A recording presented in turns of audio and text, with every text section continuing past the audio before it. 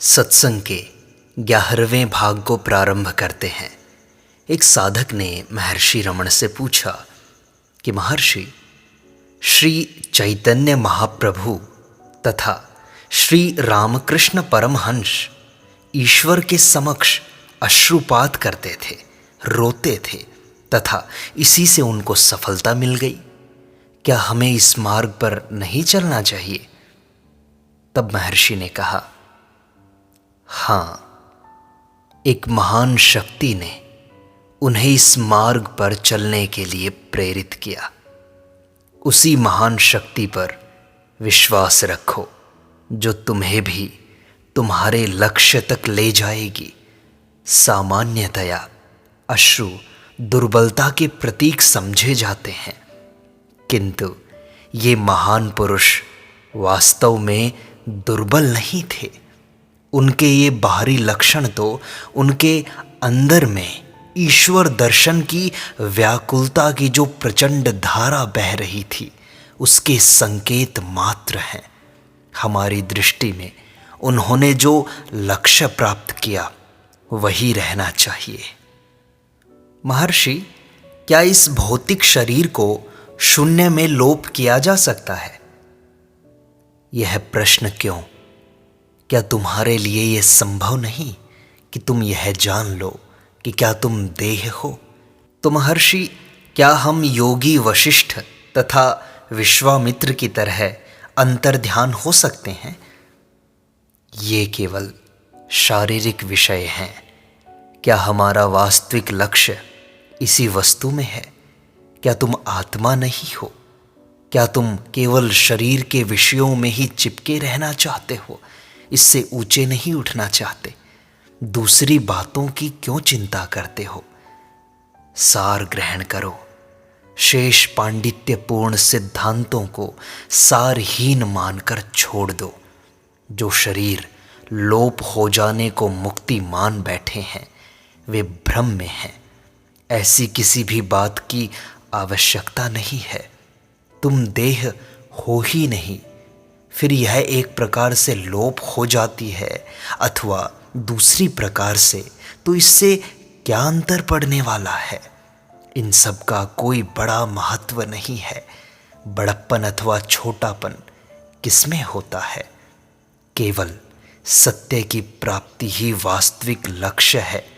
मैं अर्थात देहाभिमान का नाश ही मुख्य वस्तु है, देह त्याग नहीं। आत्मा का देह से एकत्व ही वास्तविक बंधन है। इस बंधन से मुक्त होने के लिए केवल प्रयास करो। इस मिथ्या विचार को त्यागो तथा परम सत्य की अनुभूति करो। केवल यही महत्वपूर्ण है। यदि स्वर्ण के आभूषण को कसौटी पर कसे बिना गलाया जाए तो उसे किस भांति गलाया गया? टुकड़े करके, अथवा पूरा आभूषण गला दिया गया, अथवा अलंकार का आकार क्या था? इन सब से क्या तात्पर्य है? केवल लक्ष्य पर ध्यान रखो।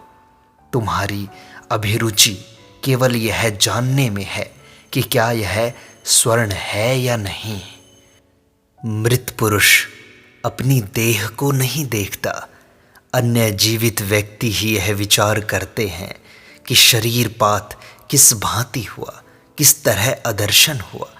जिन्होंने अपने स्वरूप का दर्शन कर लिया है, उनकी न देह सहित न देह रहित ही कोई मृत्यु होती है। ज्ञानी पुरुष स्वयं इस बात को जानते हैं और इसमें उनको तनिक भी अंतर नहीं दिखता। उनके लिए एक अवस्था दूसरी अवस्था की अपेक्षा उत्तम नहीं है। शरीर की सब अवस्थाएं उनके लिए एक जैसी हैं। मुक्त पुरुष की शारीरिक उपलब्धियों से अन्य व्यक्तियों का संबंध ही क्या? अपनी चिंता स्वयं करो। आत्मा का साक्षात्कार करने के बाद यह निश्चय किया जा सकता है कि तुम्हें किस प्रकार देह त्यागना श्रेष्ठ होगा। फिर जानना कि तुम्हें किस प्रकार मरना है, मृत्यु को प्राप्त करना है। आत्मा का देह से मिथ्या एकत्व करने के कारण ही प्राथमिकता का विचार आता है। क्या तुम देह हो? पहले यह पूछो स्वयं से। पिछली रात जब तुम गहरी नींद में सोते थे, तब क्या तुमने इस देह की अनुभूति की थी? नहीं की थी। अब इस क्षण वह क्या है जो तुम्हें दुखी कर रहा है? वह अहंकार है। इस मैं का निवारण कर लो और आनंद से रहो। इन मिथ्या के प्रपंच प्रश्नों में मत फंसो। महर्षि जगद्गुरु शंकराचार्य प्रायः ब्रह्म सत्यम जगन मिथ्या, ब्रह्म सत्य है, जगत भ्रम है, इसका उपदेश करते रहते थे।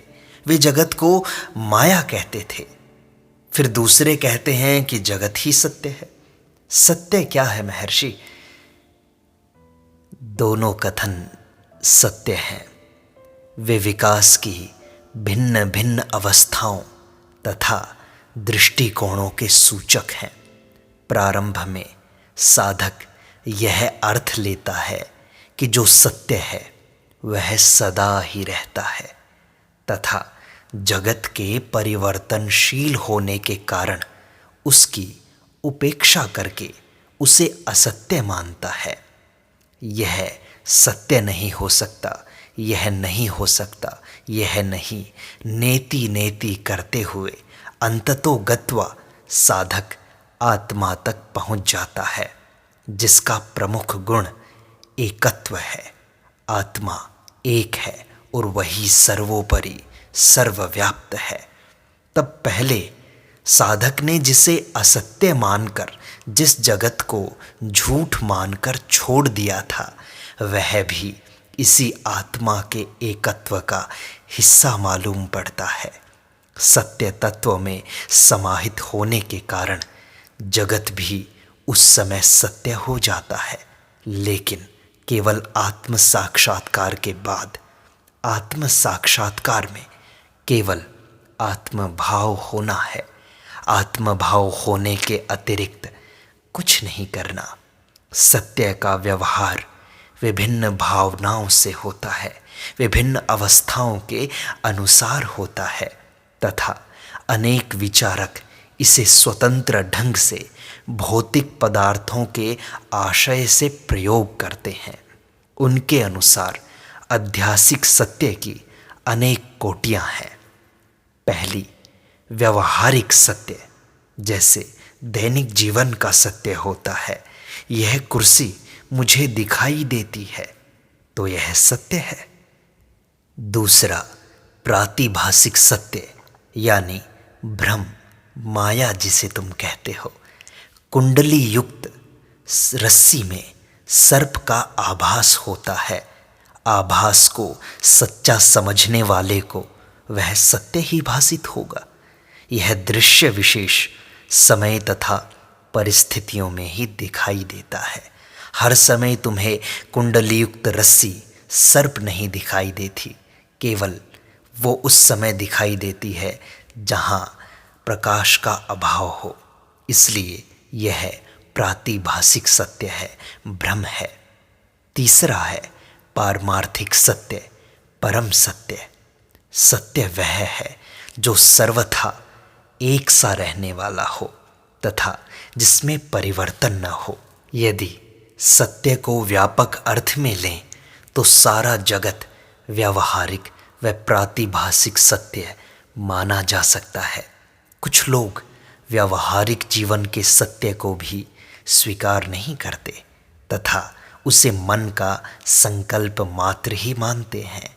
उनके अनुसार यह भी प्रातिभासिक सत्य है, भ्रम है, माया है। फिर एक साधक ने महर्षि रमण से पूछा कि महर्षि, मनन क्या है?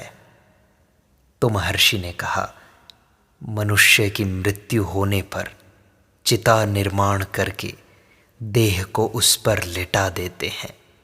चिता को अग्नि दी जाती है, त्वचा जलती है, तदुपरांत मांस व अस्थियां तथा सारा शरीर ही जलकर राख बन जाता है। तत्पश्चात क्या रहता है? मन रहता है। प्रश्न होता है, शरीर में कितने मन हैं? एक या दो? यदि दो होते तो लोग मैं शब्द का प्रयोग क्यों करते, हम शब्द का प्रयोग करते? अतः मन एक ही है। फिर इसकी उत्पत्ति कहाँ से होती है? इसका स्वरूप क्या है?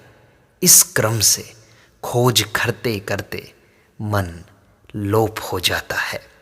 तदुपरांत मैं ही शेष रह जाता है। तब प्रश्न उठता है, मैं कौन हूं? केवल आत्मा। यही तो मनन है, यही मनन का स्वरूप है। मैंने इसी क्रम से मनन किया है, इसी क्रम से मनन करके अपनी आत्मा को पाया है। इस प्रक्रिया से देह वासना नष्ट हो जाती है, अहंकार का लोप हो जाता है, केवल आत्मा प्रकाशित होती है। मन को लय करने का, मिटाने का दूसरा उपाय है सत्पुरुषों का संग, सत्संग। वे समाधि के पूर्ण ज्ञाता हैं।